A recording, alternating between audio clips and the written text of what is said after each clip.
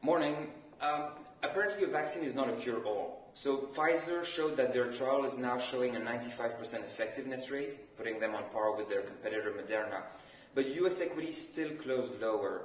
It seems that the restrictions ensuing from the COVID, put in the US but also in countries globally, is overshadowing the positive news. So the S&P and the Nasdaq both closed down 1% or even a bit more, and the dollar remains very constrained at this year's low. Gold did not benefit, treasuries didn't benefit.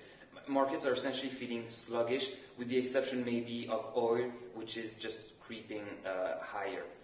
In Asia, trading looks to continue on that line, almost a bit flat. On the BTC front, disregarding the fact that we've touched intraday highs of 18,476 yesterday, the session closed in the green but freakishly close to flat. We're at 17,750 and creating a doji candle, which is interesting to see after such a ramp up. Naturally, everyone is still looking at the 20K mark, about 10% up from where we are.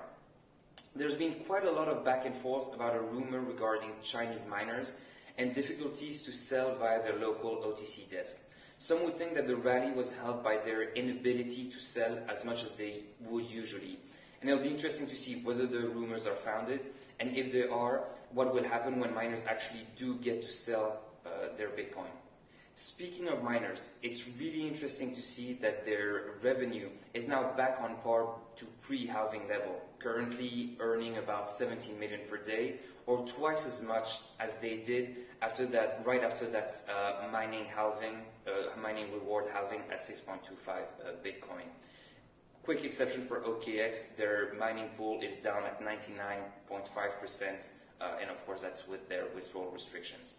In the alts realm, it is flat, but somehow holding just above the resistance level of 475, 480.